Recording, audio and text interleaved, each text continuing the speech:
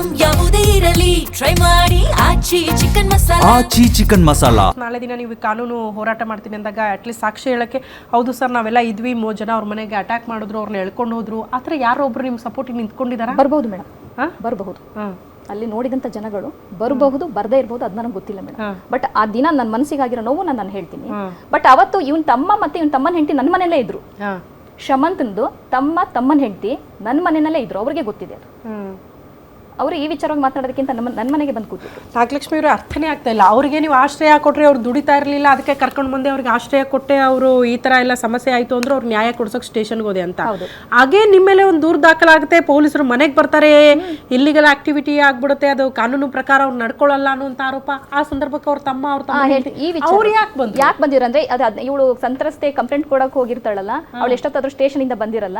ಇವನ್ ಗಾಬರಿಯಾಗಿ ಅವ್ರ ತಂಗಿ ಅವ್ರ ತಮ್ಮ ಮತ್ತೆ ಅವರ 2 ಡೇಸ್ ಆಗಿತ್ತಲ್ಲ ಮೇಡಮ್, ಅವರು ರೆಸ್ಪಾನ್ಸ್ ಮಾಡಿರ್ಲಿಲ್ಲ.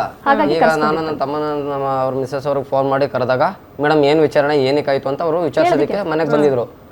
ಇಲ್ಲಿ ನೋಡಿದ್ರೆ ಅವರು ನಮಗೆ ನ್ಯಾಯ ಕೊಡ್ಸೋಕೆ ಹೋದ್ರು, ಕಾನೂನಲ್ಲೇ ನಮ್ಗೆ ಅನ್ಯಾಯ ಆದ್ಮೇಲೆ ಅದಕ್ಕಿಂತ ಇಂಪಾರ್ಟೆಂಟು ನಾವು ಪಬ್ಲಿಕ್ಕು ಓಕೆ ಇವರು ನ್ಯಾಯ ಕೊಡಿಸೋ ಇವರು ಲಾಯರ್ ಮೇಡಮ್ ಅವ್ರಿಗೆ ಅನ್ಯಾಯ ಆದ್ಮೇಲೆ ಇನ್ನು ನಮ್ಮಂಥವ್ರು ನೆಲ್ ನೋಡ್ತಾರೆ ಮೇಡಮ್.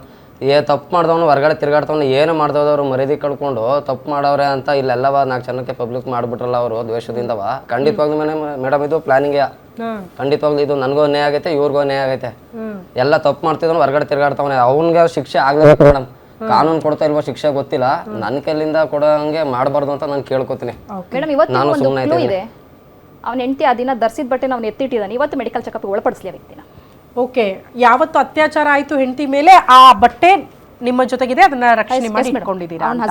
ಮೆಡಿಕಲ್ ಟೆಸ್ಟ್ ಗೆ ಒಳಪಡಿಸಿದ್ರೆ ಸತ್ಯಾಸತ್ಯತೆ ಬೆಳಕಿಗೆ ಬರ್ತಾ ಇದೆ. ಅಟ್ಲೀಸ್ಟ್ ಕಾನೂನು ಪ್ರಕಾರ ಇರುವಂತಹ ಪ್ರಕ್ರಿಯೆಗಳನ್ನಾದ್ರೂ ಪೂರ್ಣಗೊಳಿಸ್ತಿಲ್ಲ ಪೊಲೀಸರು, ಯಾಕೆ ಅನ್ನೋದನ್ನ ಅವ್ರು ಪ್ರಶ್ನೆ ಮಾಡ್ತಿದ್ದಾರೆ.